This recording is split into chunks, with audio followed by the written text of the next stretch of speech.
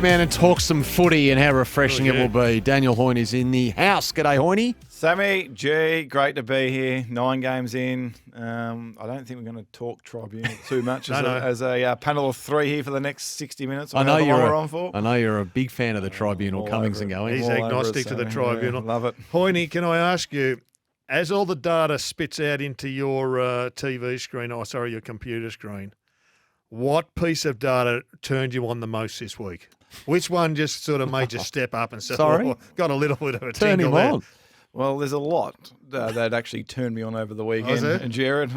But there's a fair bit of that we'll actually get into throughout the will we? show. It was Boy. it was an interesting weekend of footy, though, wasn't it? It was Strange it blowouts. was a really strange weekend. There's a couple of gems and a couple of horrors Good. relating to the weekend. It was around that gave plenty of data to digest for us, which we'll do over the Well, let's over the get next stuck 50 in minutes. it. What was your general overview? So we mentioned last week on our first show for the year, something that we're going to be tracking throughout the year is your ability to be able to score out of your back half. Yep. So for 15 years in a row, it has all been considered a forward half game, a forward half game, forward half game. The game is slowly changing. The ability to be able to move the ball from one end of the ground to the other is becoming easier. We are only one game in. Only one round in. We understand that. But from the sample size that we've got so far, on the weekend, 40 points on average came from your forward half, 40 points on average came from your back half. So it's only 9 games from this weekend. But what I do want to talk about is your ability to be able to win a contest ahead of the footy and how critical that is going to be this year. So the ability to be able to score out of your back half is coming into vogue more and more and more. When you actually score from a chain out of your back half, 2 out of 3 times, at some stage, you have to win a contested possession. 2 out of 3 times. More often than not, that contested possession is going to be needed to be won across the half-forward area of the ground. When you win that contested possession, 33% of the time, that translates to a score. So have you got these blokes ahead of the footy that can win that pivotal contest across that half-forward area of the ground? And we're now 11 games into the season. Very small sample size. But Thinking Hawthorn here? No, I'm thinking a few teams. Just to get your own thoughts of your own club out there, who could be this player. What Dangerfield did in that first 30 minutes of the game on Saturday afternoon set the whole thing up. Playing permanently forward, he won 5 contested possessions in the forward half of the ground in the first quarter for 5 score involvements. Kicked 1-2 himself. That magnet forward of centre is going to cause carnage throughout this year. Chad Warner, so far under Dean Cox, 50% of his time is spent in the forward half of the ground. Is it around this? Is it around this ability to be able to cash in off their ball movement and get one of your best contest winners to be in the dangerous areas? And then lastly, you did this game on Sunday, G. The role of Dawson and Rankin almost changing between midfield and forward. Rankin to win 10 forward half contested possessions on Sunday. So dangerous. Dawson can do it. And then the final one, Zach Bailey. So got used a lot of the time last year across the wing lines. Kai Lohman goes out early in the game through injury. Charlie Cameron pulls out. Through necessity, he has to get used 95% of the game in the attacking half. Who has the most contested possessions in the forward half of the ground for Brisbane on the weekend? Zach Bailey. Best on ground, gets him over the line. Who is your player that can do that for you this year? So this is full-on footy analysis, by the way, with Champion Data's Daniel Hoyne. Bit of gold to start with there from Hoyne. Yeah, absolutely. That's high-class gold. And his point there was summarised at one centre bounce at the weekend. It was Melbourne and GWS. Lockie Thief had just kicked the goal to put the Giants in front. And Melbourne had a decision to make. Well, they had enough time to score. Where do we put C. Petrarca? Do we put him at the centre bounce or do we put him inside 50? And further to Hoyne's point, you know where they put him? They put him inside 50.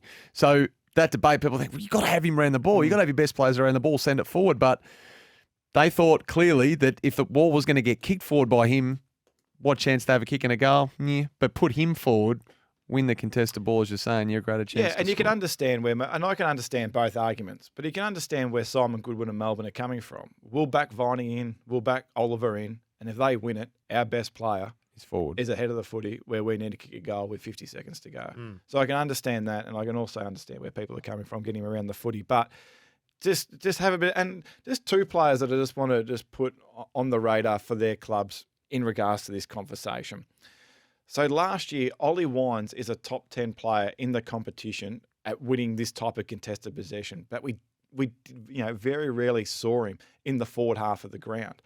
As was Andrew Brayshaw for Fremantle, top 10 player in the competition at winning this contested possession, but very rarely used in the forward half of the ground. Just wonder whether or not Port Adelaide and Fremantle can explore those two magnets and use them in a slightly different way, as opposed to just playing purely 100% centre bounce inside midfield minutes. I reckon Moore from Hawthorn has been a great contested ball player in the front half. And he's a dynamo, and he was on fire again on the weekend. Yeah, and then we've seen Sam Mitchell so far, 2 games in. Newcomb, Will Day. Yeah. Getting used. Get him in there. that. Yeah, Gary's it causes texting. carnage. Essendon's man to play forward is definitely Sam Durham. So nominate your striker, if you were, the old strikeman, to go forward for your club. Like it. Talking points. You've got Blues MVP. I wasn't sure they Just would have for you, Healy. had a nominal MVP going back to Thursday night, but you've searched obviously really deep to find one. Yeah, and I just want to have a bit of a broader discussion around who MVP, is that meant? What does that stand for? most valuable player. Okay, right. So who is Carlton's most valuable player? And I think logically you'll go straight to Paddy Cripps, Yep. 2-time Brownlow medalist, absolute champion of the Carlton Footy Club. Charlie Curnow, Coleman medalist, understand that. Tom De Koning, you've just indicated, coming with a bullet. He was fantastic on the weekend. Can understand that. I want to put Sam Walsh up as Carlton's MVP. Not Wiedering? No. So I think on Thursday, I don't think Wiedering couldn't have done much more. Yep. I don't think De Koning could have done much more. I don't think Paddy Cripps could have really done much more around the stoppage situation. Yeah, Yep. Curnow wasn't there. But I think if you're a Carlton supporter, I'm interested in your thoughts. The reason why I'm putting him out, I think he will determine how far Carlton go this year, Sam Walsh. So in 2022, he was rated on our rating system outside the top 100 players in the competition. In 2024, he was rated outside the top 100 players in the competition. Carlton did not win a final in either of those seasons. In the back end of 2023, he's rated as a top 15 player in the competition. Carlton go on to fall 2.5 goals short of making a grand final in a great run in the second half of the year. His balance in terms of being able to impact the game through his ball use and his ball winning ability in the back end of 2023 was top 30 in the competition. We talk a lot on this show that 60% of the game is outside of stoppage. So Paddy Cripps has the 35% of the game, which is at stoppage. He has that down pat just about, if not as good as any player in the competition. But who at Carlton controls the 60% of the game? Who is that player? It's not Cripps. It's not Chera at the moment. At his best, it's Sam Walsh to be able to compete. You see, we talk about GWS and their flankers and the ability to control the 60% of the game. Hawthorn's ability to control the 60% of the game. Geelong, that is their point of difference, the 60% of the game.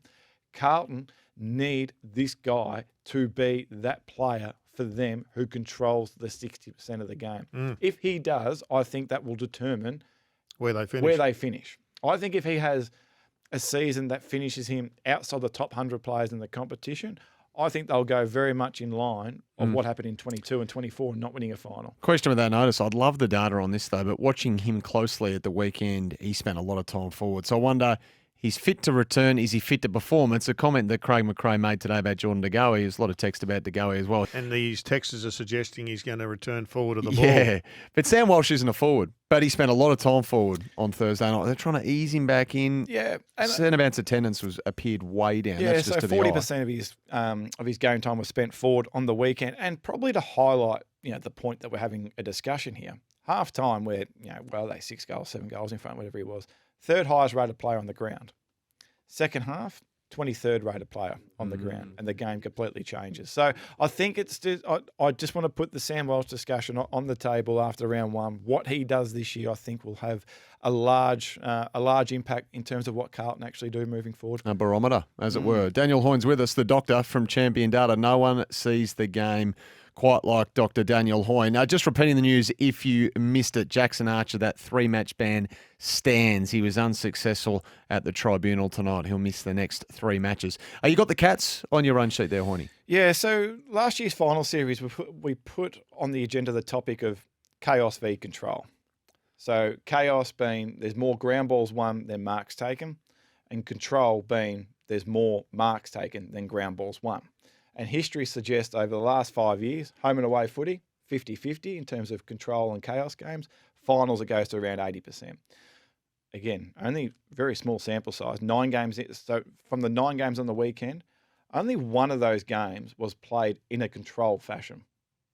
Chaos was king. Chaos was king. And other than the Melbourne GWS game, the weather in all other games was spot on. But it was chaotic footy. Whereas round one last year, only 2 games were played in a chaos fashion. Does that mean that everybody has watched the finals and been listening to Full On Footy on Tuesday, knowing that in finals, chaos is king? Chaos is king. Has this gradually evolved at Geelong? It hasn't happened overnight, has it? No. This is Steady. This is coaching 101. Not too much Chris. too soon. Yeah. This is Give us the anecdote. This Come is on. implementing a model which they implemented in 2019 to 2021, which was all based around control footy.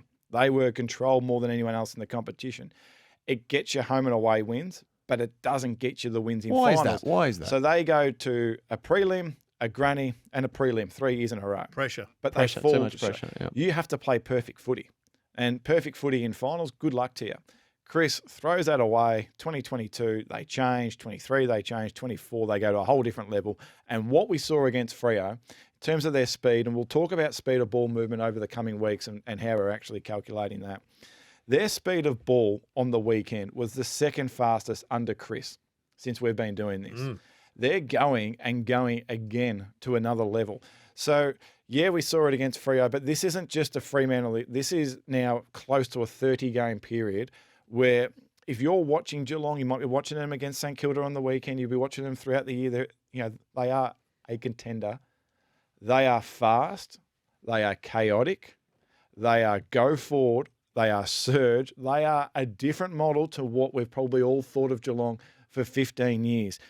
And one individual I just wanted to put in terms of his level of importance for this footy club, and I'm not just putting this all down to this one guy, but he came into the team and made his debut in round 16 last year off the back of Geelong having a 7-week period where they won 1 game. And the whole Tom Stewart situation, getting tagged out to change him. So Tom Stewart goes in as a centre bounce midfielder. They bring Lawson Humphreys in for his debut from round 16. He's played, 10, 12, 15 games, whatever it is. His importance to this team is enormous already. In the back end of last year, he was the AFL's best kick in the competition. 10 games into your career. They want the footy in this guy's hand. And what it does, it just allows Chris to use the Tom Stewart magnet however you want to use the Tom Stewart magnet, because you've got this weapon behind the footy who just is so composed, so creative, and allows Geelong to get this fast, chaotic ball movement game going. So in deference to the great Bobby Davis, they are now the Geelong Flyers. They are the Geelong Flyers. How does Lawson last until pick 63 in a draft then? That is unbelievable. It is extraordinary, isn't it? And that's why. And probably the other thing for Geelong on the weekend too, and this is, like trying to get this across to everyone. They are not old anymore. No. They were the sixth oldest team in the competition on the weekend. Their age profile on the weekend was perfect. They no longer rely on their 30-pluses. Previously they used to have 9, 10, 11 in the team. They only really have the 4 in Cameron, Stewart, Dangerfield and Blitzarves as the 4 30-pluses.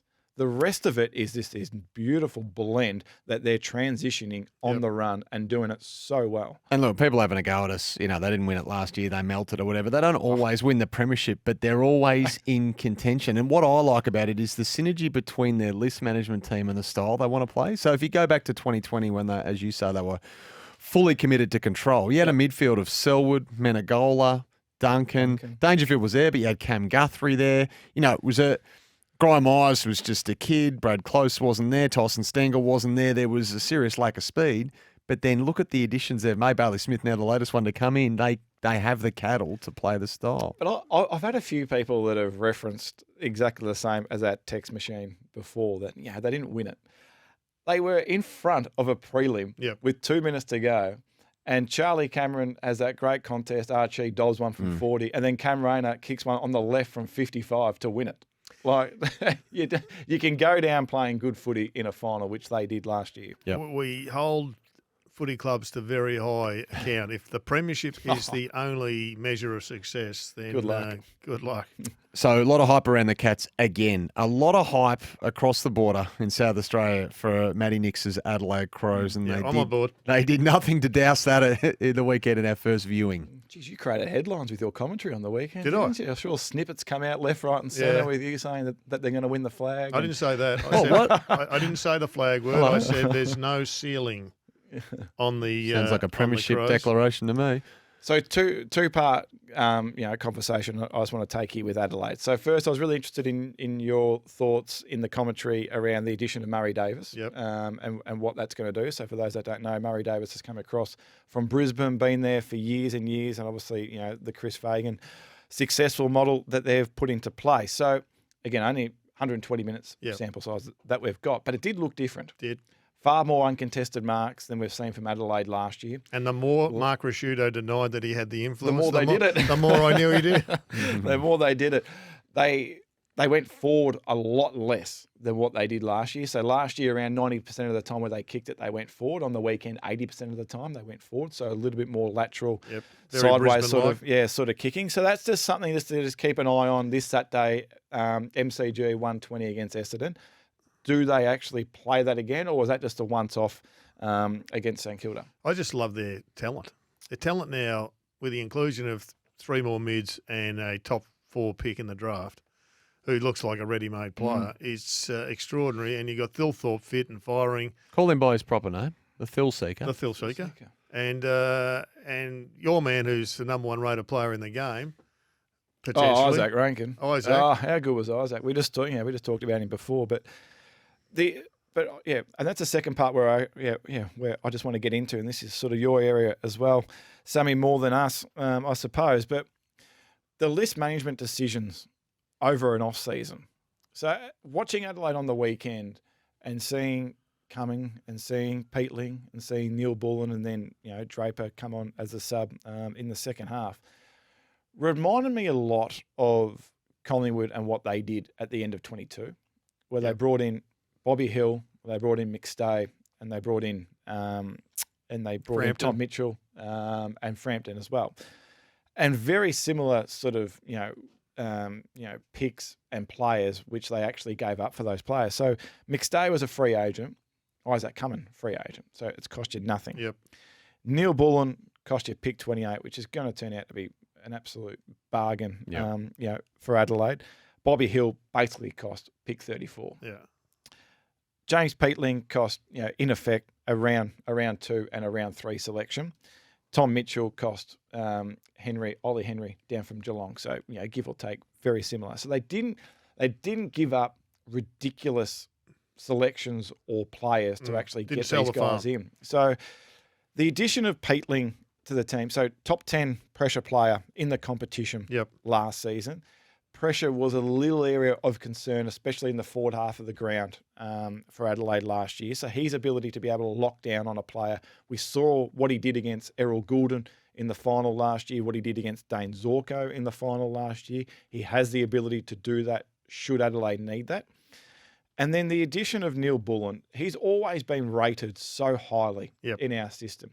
And we talk so much on this show, run the exercise for 15 years. If you haven't got these high half forwards that run up and back, the chances of having success are slim. Him and Ben Keys partnered up together in that forward half of the ground now, and their ability to get up and back. I don't know if there's 2 harder working pairings as that high half forward, small forwards in the competition than those 2. And then the addition of Cumming, they hadn't really had a bona fide winger sort of, play 20 plus games under Matty Nix for a long time. To be able to plug that in and to see him sort of get forward to the footy on the weekend, really significant for Adelaide and really exciting for what they do, and a credit to their list management team. We've got a Guess Who coming up. Have you got something for us quickly on North? Yeah, so quickly on North, just this midfield, which there's just so much talent in this midfield group, but the inability to be able to go the other way until that changes. North really aren't going to, progress like we all want them to do. So to win clearance on the weekend against the Dogs, tick. But to give up 54 points going back the other way when the Dogs won a clearance, so almost one in every three of the Dogs' clearances went on the scoreboard. AFL average is one in every four. It's an area that has been a concern for North Melbourne for 10 plus years. Yep. One game in, that sample size with that midfield group, just to be able to balance up and help out this back six, back seven. Until that changes, North's progression is actually going to, we're actually probably going to struggle to see that. Let's tiptoe back into that in a moment, but we need to tease the guest too, and I know you're excited about it this week. So who have you got? I'm happy with this one this week. I think I'm happy with this one this week. Your last week was a gimme. And we got Sammy underway. Look at him; he's brimming with confidence here too. How did you go with it last week? Well, I gave up. I needed you to have a win. Okay, right. It's all part of the plan, wasn't it? Guess who? Who was the youngest team on the weekend? He's excited about it. He's very excited about it, so it's obviously not obvious. Last week was obvious, so this is the week he gives us the curveball, the slider. And I'm giving absolutely no clues. No more clues. I gave too many clues last week, I think, just to give Sammy away. Does it start with no? All right. Youngest team from round one. Who was the youngest team in Give the us comp? the text machine's gone off on the Guess Who. I reckon all 18 clubs have been Most nominated. popular segment on SEN countrywide. I reckon 18 clubs. I was looking for a steer because I'm genuinely stumped. But, geez, every club's been nominated, Gerard. Is there anything else to add, one Hoyne? from one, though, Sammy. You should have high confidence I'll here. give you a first go. Got a little hint for us? Or? No, absolutely not. Not after you've just been one from one. Usually this is a player segment. The fact that it's a team, instead of a 1 in 500 chance, you've got a 1 in 18 chance. Yeah, it's a good curly one, though, isn't it? Because your time's running out. Come on. Coaches lay claim to this stuff and they're wrong. I'm going to go the Bombers. Jake? I'm going the Dockers. The Dockers. Can you believe that Sammy's 2 from 2? Oh, fantastic. Oh, he changed his mind. Celebrate good times. Come on. Sammy Watson, our producer, has just absolutely set him up with that. He came in, he claimed the baby Bombers. He did, actually. Sammy's just taken a run with it. Yeah, baby Bombers are back. There's I was going to say Freo as well, but I just didn't think they were. Are they close, Freo? Freo are the second youngest on the weekend. I thought they were around the mark. On the podium. I'm happy with this. This is good. On the podium. I don't want to say Don Bradman lightly, but sort of Don Bradman like at the moment. Okay, you're going to give any credit to the producer, or are you just going to take all the glory? Well, I did.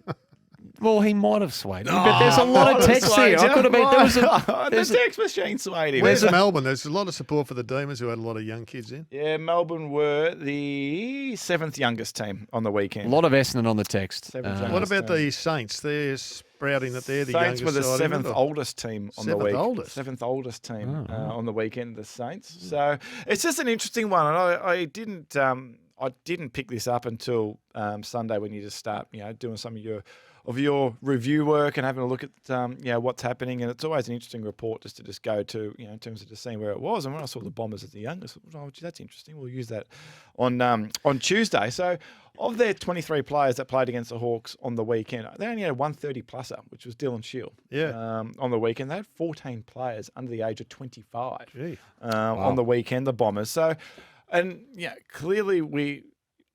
Yeah, and clearly we saw, still some issues defensively and their inability to be able to defend Hawthorn's ball movement, but they did do a lot right. So to be plus 24 in the contest, to be plus 19 clearances, and to be plus 10 entries, the Bombers are the 7th team in 26 years to lose with those numbers against what we all probably consider to be a flag contender. So yeah, good effort. And they've had issues for a number of years, and last year in particular, to be able to win ground ball inside their forward 50. So last year, top 4, top 5 teams in the competition for getting it in there, bottom 4, bottom 5 in terms of being able to actually turn that into a score. One game against Hawthorn, they win the forward 50 ground ball battle.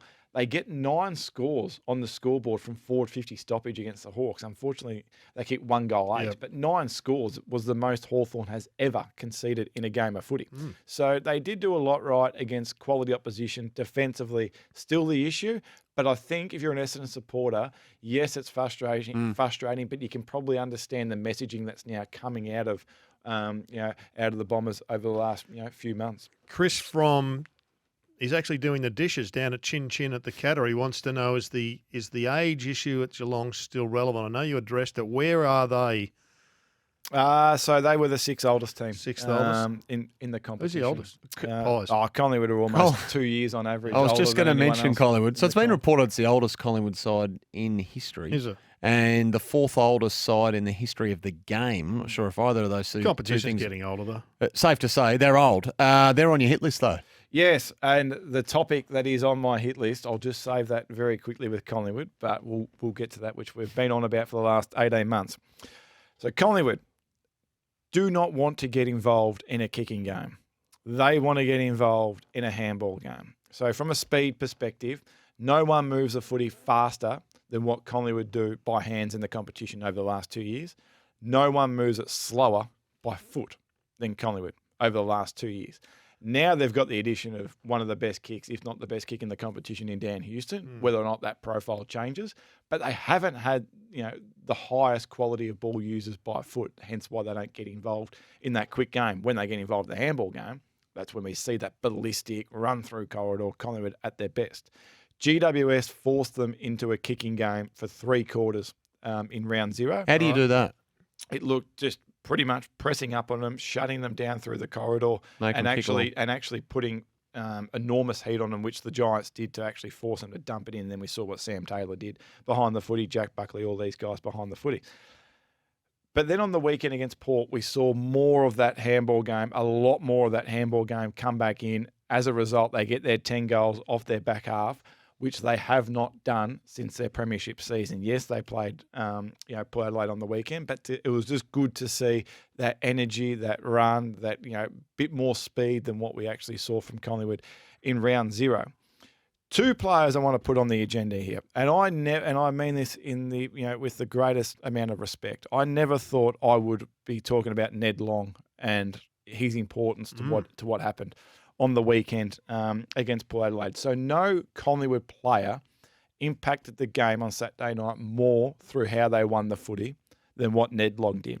14 contested possessions, 5 clearances. Well done, Ned. Why am I bringing up Ned Long? Why are you bringing up Ned Long? Why am I bringing up Ned Long? Because it got ball-using Nick Dacos back. Okay. It didn't get it allowed That's what you spoke to about get last week. ball-using Nick, not ball-winning Nick. Yep. So for the best part of 13, 14, 15 games, through multiple reasons like we talked about last week, he has had to go into ball-winning Nick Dacos mode. And his effect was down. Yes. So on the weekend, 6 contested possessions, 18 uncontested possessions. His ball use was the best of any midfielder for the weekend. When he impacts the game more through how he uses the footy compared to how he wins it, for the last 2 and a bit years since he's gone in as a midfielder, Collingwood wins 75% of matches. So Collingwood supporters don't criticise Nick Dacos, because he's getting uncontested possessions. You actually want him to get uncontested. You want him to get it, because when he gets the footy on the outside, like we talked about last week, there's hardly anyone in the competition that can impact the game as well as what he did. So we talked about who's that player going to be for Collingwood. We didn't really think it was going to be Ned Long. Against Port Adelaide, it was Ned Long. It might not be Ned Long moving forward, but it has to be someone that picks up the ball-winning side of things for Collingwood to allow their best player to do what he does better than most in the competition. So seeing ball-using Nick back on Saturday night was a pleasure to watch. The more we see that for Collingwood, the greater chance Collingwood have to threaten this competition throughout the next 20 to 25 weeks. Who did they miss? So we'll go back to Thursday night. The kid, Sam Lalor. We're talking the coaches here and the coaches. Lawler. So Fourth highest rated player on the ground, didn't get a vote. That was actually the fourth highest rated game by an 18-year-old we have seen in 15 years of doing our rating system. Which Hoyne always brings us to the question, who was the first? Who was the highest rated? Well, you've got actually a good list. So Josh Rochelle was in that list as well. There was two others, and I can't think off the top of my head who they were. The boys told me that this morning, but I'll get that for you. I'll bring that next week for you. Do you have that answer? Thank you. Interesting player for me for Hawthorn was Josh Ward on the weekend. Came in for the injury. Yep. So came in for James Warple, third highest rated player on the ground, didn't get a vote. Right. His ball winning ability on the weekend against Essendon was superb. We talk about the hard ball or the loose ball, whatever you want. What do you value? Yep. The loose ball is king, given that you're winning that contest, and then that allows you to actually make a more effective decision. One hard ball Getty won on the weekend, 7 loose balls. Give me that profile every day of the week. Nice work, Josh. That's 2 of his last 3 games where Josh Ward's come in. The final against the Dogs, he was superb as well when he came in for Will Day. So going okay as a former top 10 pick. One of Gerard's Swannies, Braden Campbell. Yeah, so Braden Campbell, the move into the forward half of the ground. I thought he was fantastic on the weekend against Brisbane. 4th highest rated player on the ground. We talk about the forward half contest and the forward half work that, Got nothing that for you the coach. do. 8 forward half disposals, all went on the scoreboard. 2 goals as well for Braden Campbell. Lift. So did quite well against Brisbane on Saturday twilight. Geez, I love this guy's game for the Dogs at the weekend. It was his first game in the colours, particularly down the stretch where North just wouldn't go away. He was hard, he was clean, he was poised. Good debut for Matty Kennedy. Didn't get a vote from the coaches as well, but 3rd highest rated player on the ground. What? That was Third actually highest on the Didn't ground. get a vote from Bevo. Didn't get a vote, and that was actually his 3rd highest rated game of his career. So the split between 60% midfield and 40% forward looked okay for him. 23 disposals, and then how he actually used that was extremely influential. One of the more influential ball users from the weekend of footy. Bevo monitors the program. Come on, Bevo, lift.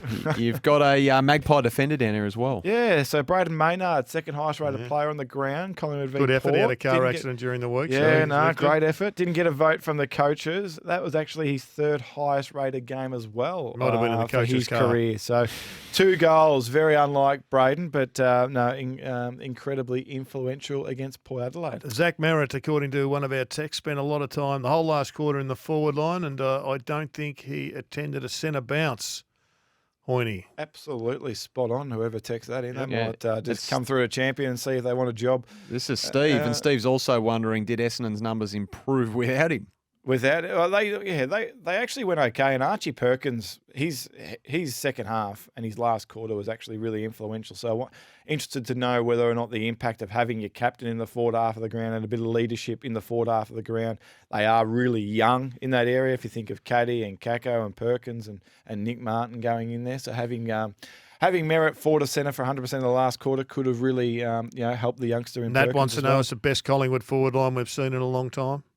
Yeah, the thing about the Pies last year was they were really efficient going inside 50. The issue for them was actually generating enough entries. So to be able to generate 65 entries and then be able to score a goal from 1 in every 3 entries, really good start. Interested to see how that goes Friday night against the Dogs. Membry, Mycheck, McStay, and M for MDP, your most damaging player. Yeah, Gerard's going to like this given that he just potted the bloke before. But the most impactful player from the weekend, the highest rated player from the weekend was actually Caleb Sarong. So he had... You would like this, G. So Apology, please, A Gerard. 20 rated game is an All-Australian standard game or an out-of-the-box game. He had 25 rating points. He must have got 20 of them in the last half. So, yeah, majority of his came in that third quarter, along with Luke Jackson, his ability to be able to sort of get Fremantle back into that game for the for a 30-minute period. Ball use went down to Ben Long from Gold Coast, so his accuracy in front of goal, our rating system rewards accuracy given how much it actually impacts games across the season. Think of his goal on the pocket on Sunday night was extremely talented. Ball winning goes to Jack McRae, which was topical. So 23 contested possessions. That's the most we've ever seen from a St Kilda player in a game of You win the footy. Saints best So and fairest how by he a mile. used it, his ball use was extremely low, but his ball winning side of things, no one had more impact He was than down what he to did. 14% at one stage, I looked at with his Yeah, he ball didn't use. use it well, but how he won it to start with, hats off to him. And through your defensive actions, it was really good to see Darcy Moore back to having a real impactful game behind the footy. I think we just talked about him off air before as He's well. the new president of the AFLPA. We've just established tonight as well. Yeah. Now, your gem and horror. Do you want to start with the positive or the negative? No, we'll go with the positive to All start with, and then Who's we'll your gem? quickly finish it Or off. what is your gem? So just the competition. We're not overreacting to this, but 92.5 points was the average score per team on the weekend. That's the highest round, not just round one, the highest round we have seen in 7 years. But the average winning margin was 42 points, which was the highest round one average winning margin in 20 years. Yeah, a lot of blowouts, unfortunately. Bit of give Now, or take there. There was a lot of competition for the horror slot. Oh, geez, So you must have had a hard time narrowing it down to one. How'd you fit in? Unfortunately, we're going to go with the Dockers. So 63 points that they gave up in Q4 against Geelong. That's their most that they have conceded in any quarter in 16 years. And their ability to stop Geelong off the half-back line was their second worst in a game ever for Freo. You have bounced out into 3-vote territory in round one, Hoyne. I thought your 0 round was solid. Didn't give you a vote. Feedback's everything, Joe. But 3 votes from round one. Oh, that's all right. Solid.